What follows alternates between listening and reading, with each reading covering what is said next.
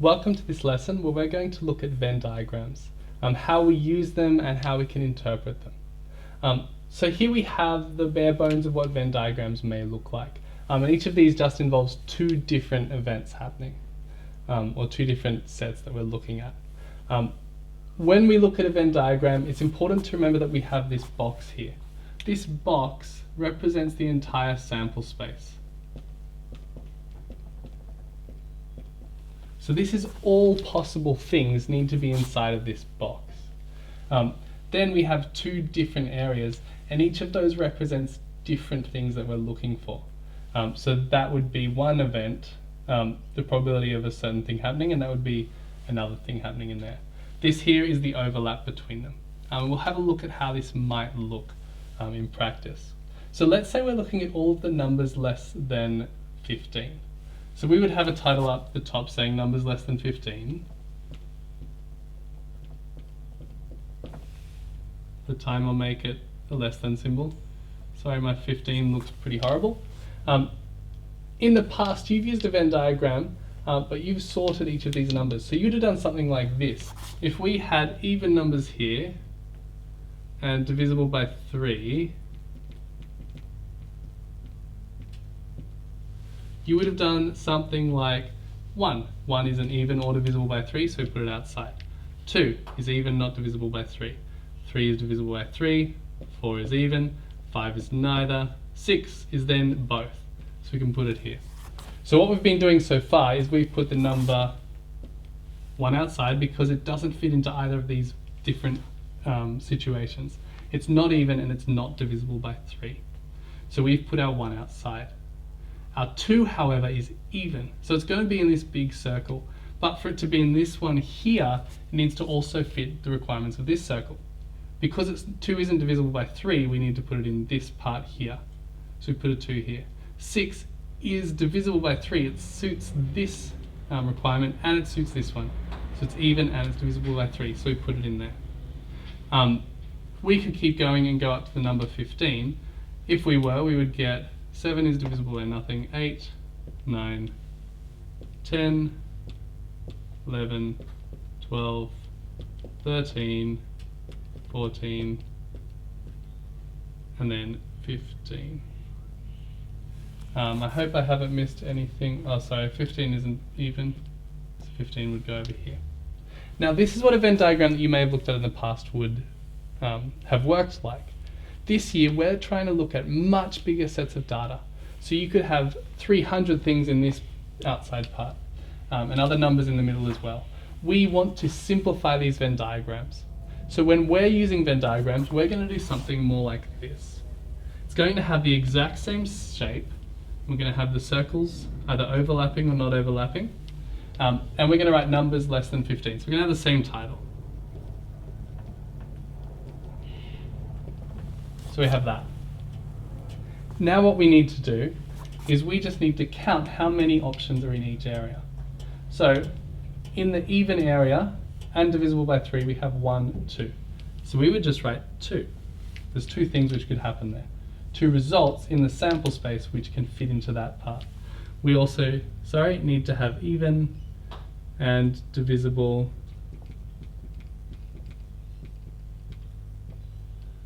by 3.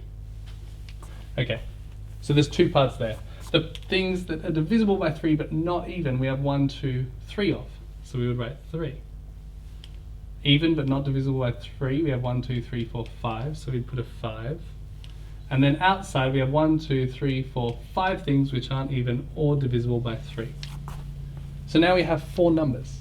And it probably isn't telling us as much as we have here, but it's just as useful when working out probabilities. And it's simpler and helpful to understand it this way.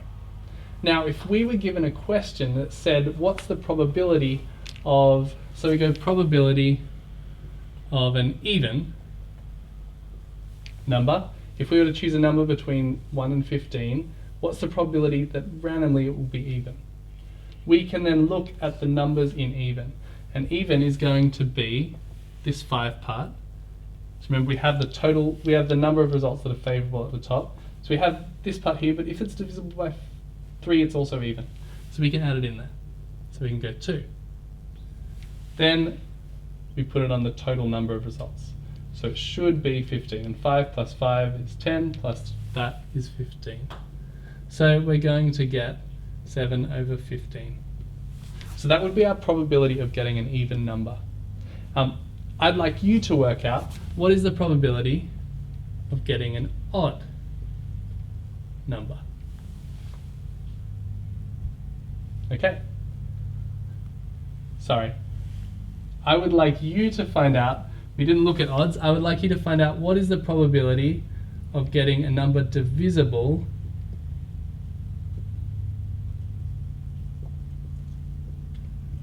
by 3. So what's the probability of a number divisible by 3 if you choose one randomly between 1 and 15? Okay, so we're going to add up the numbers in divisible by 3. We're going to get 2 plus 3 again over 15. And that's going to give us 5 over 15, which we could simplify to 1 over 3. Hopefully that makes sense to you so far. Next, we're going to look at a different type of graph, of Venn diagram. This one is called a mutually exclusive events. So mutually, actually I'll put it underneath.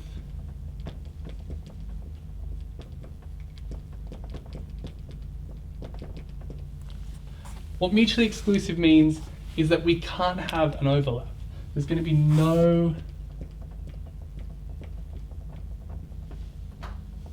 overlap, or the two things can't happen. So the two events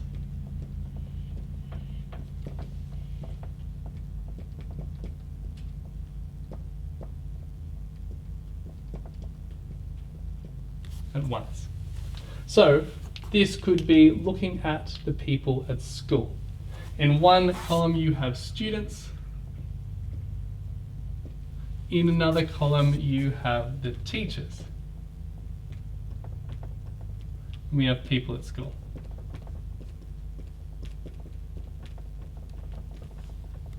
Now, you can be a student at school, but you can't also be a teacher if you're a student at school. If you're a teacher, you can't also be a student at school. So these two circles don't overlap because there's no possibility of having something in the middle. Now we put our numbers in. We might get something like there's 600 students, there's 72 teachers, and then there's some other people who are admin and maintenance and whatnot. So there's another 21 people. And that would be our people at school. It's important to remember this term, mutually exclusive, and that this shape of Venn diagram represents that. This one here where they cross over, this is called non-mutually exclusive. So just put non out the front and then mutually exclusive. And that's because they do have a crossover. There's a chance that both of those things could happen at once. We're going to look at Venn diagrams more in detail in class, but if you have any questions from that, please do let me know. Thank you.